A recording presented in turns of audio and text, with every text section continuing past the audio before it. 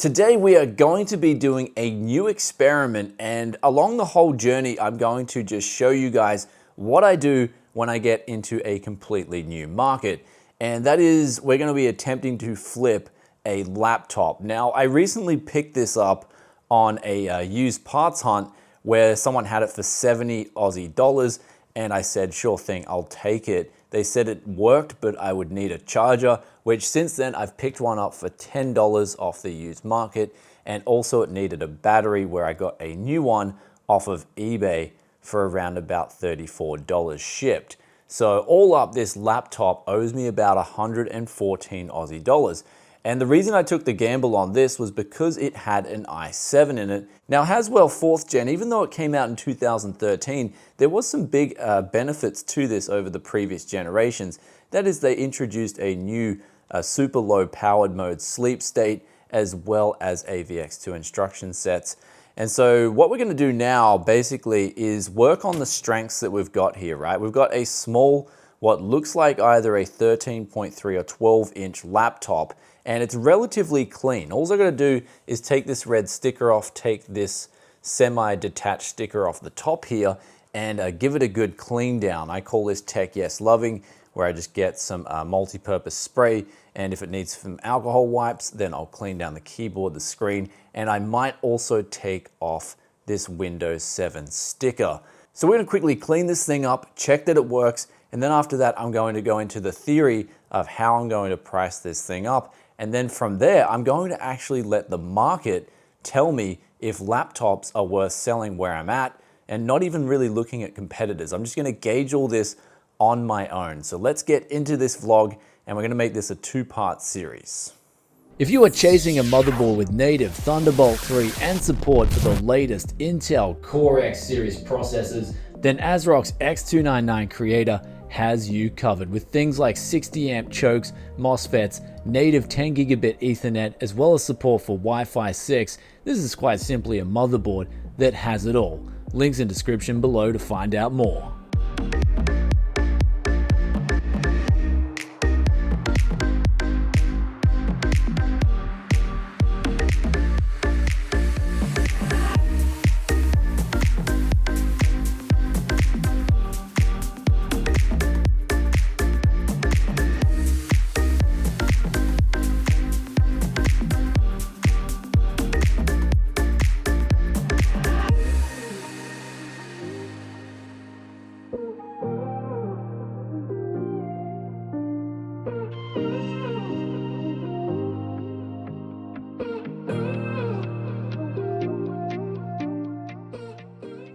So we just finished cleaning this thing, and it took a whole roughly 5 minutes with a bit of multi-purpose spray and a microfiber cloth.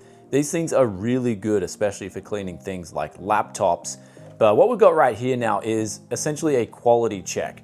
I'm going through and just testing out every single key on the keyboard, making sure everything works fine, the mouse pad and the keys there. I've also taken those stickers off, just because what I'm going to do after everything's checked out, and it has, is that I'm going to be making a list of all the strong selling points of this laptop. So basically we've got that i7 in there, 4600U. We've got, and luckily we've got this as well, we have a 256 gigabyte SSD in it. So that's going to be a great selling point.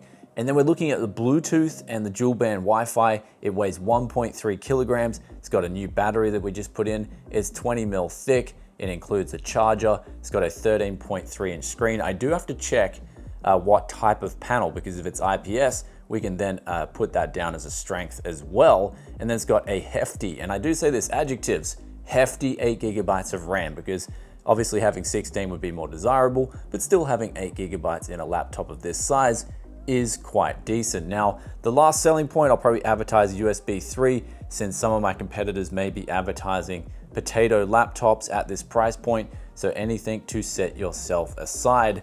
But I'd say this thing came up really well. I think we're going to go ask, off the top of my head, I'm thinking just below 400 Aussie dollars, so something like 380 Aussie.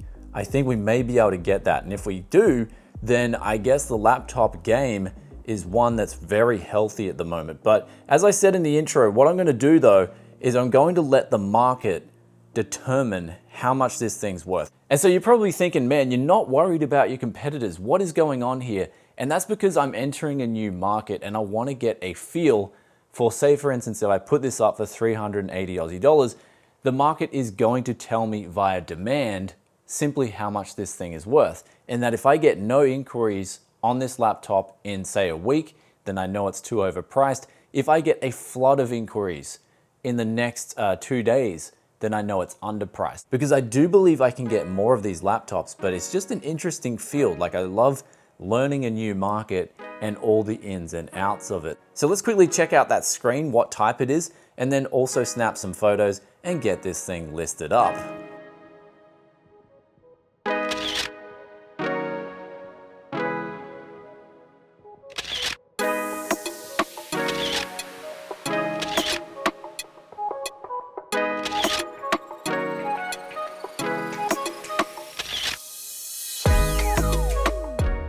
And now we've snapped all our photos and it's time to finally make up the listing. And I also found out it was a 12.5 inch screen, which I think is like 768p. And basically that means it's a TN panel, unfortunately. There is another type of screen on this model that if it's 1080p, then it's actually a IPS touch capacitive screen. So I guess we didn't get lucky there on that front. So it all balances itself out. The SSD in it balanced out it not having an IPS touchscreen.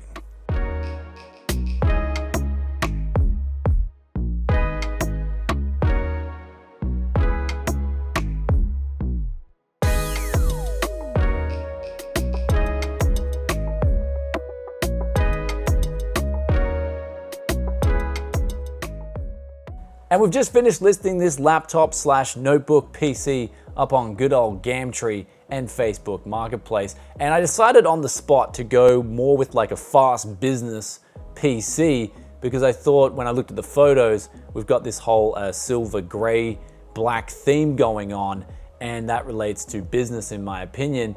And then I guess all the specs, kind of having the Bluetooth, the wireless, the small form factor, the low weight, that all pointed to going with that route as opposed to going with, say, a home user or something like that. So marketing's very powerful, and as we've touched on in previous videos in the past here, a lot of people ask me, how do I price up PCs, especially when it comes to a desktop gaming PC? And what you're seeing in this video is exactly that.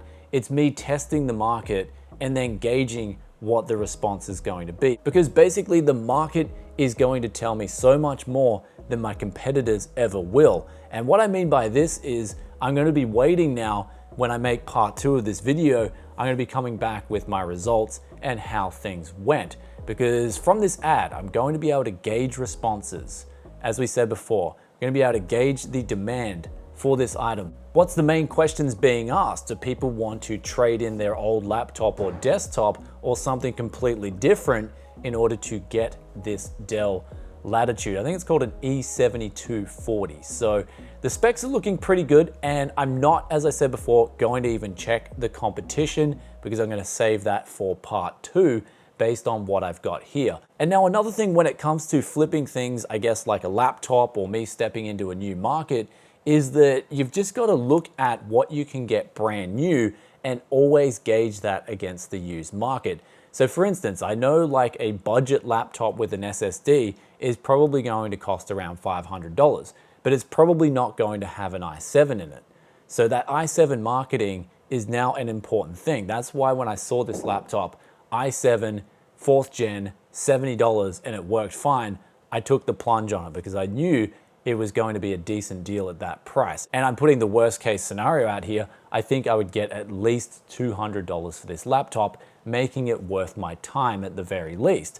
Though again, if we do get 300 plus, then this, in my opinion, is going to open up a new avenue for me to, I guess, look into flipping laptops more, because it's a game that I have really no experience with, and the only things I've done really with laptops in the past here on the channel is the occasional review of a gaming laptop. Though that being said, it's a different market altogether. Just like tablets and smartphones, they serve different purposes. Me personally, the only time I've ever used a laptop was back when I was a uni student, and that's when it was really convenient for me to have one of these and take it to university, do group projects, take down notes on the fly. And then when I was at home, I didn't have to transfer or load anything else up. It was just always with me. It was like my little technological friend. I guess that's what it is. And honestly, with handwriting like this, I guess it was better for me to type my notes rather than write them down. I actually did during tests, like university tests. This is a true story.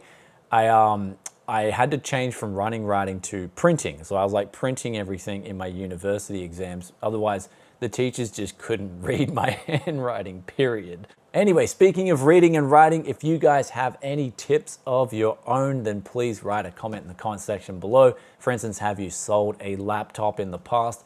Is there things to look out for compared to gaming PCs? Love reading your thoughts and opinions as always, just like this question of the day, which comes from Cerberus Gaming, and they say, hey TYC and other folks here, what should I choose for my rig? An Intel Core i5-4460 or an Intel Core i7-2600? I also plan on using it with an RX 580.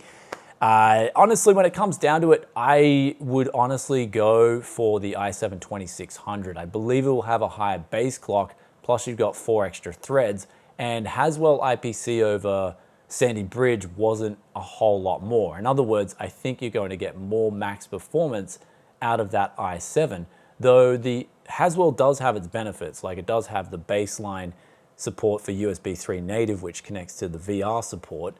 It also does have better power efficiency and stuff like that. But ultimately, when it comes to raw gaming, unless that game uses AVX2, which was probably, I mean, in terms of mainstream, it's probably a few years away. I'd say the i7-2600 for now is going to do a better job of playing games than the i5 4th gen will. So hopefully that helps. Plus also I find that the i7s have better resale value than i5s, even a 2nd gen versus a 4th gen. Anyway guys, I hope you enjoyed today's video. If you did, then be sure to hit that like button. Also stay tuned for part 2, where we're gonna update everything that's happened in the last week. So we're kind of going back to the future in this pretense of conversation here. And we're gonna tell you what has unfolded and if mastering a new market is easy or if it's hard. And so you can enter any market if you feel you've got the skills necessary to do what needs to be done. And as we saw with this laptop, I definitely have the skills for the tech yes loving, identifying the strengths, taking the photos, and putting that listing up. And with that aside, I'll catch you in the next one. Peace out for now. Bye.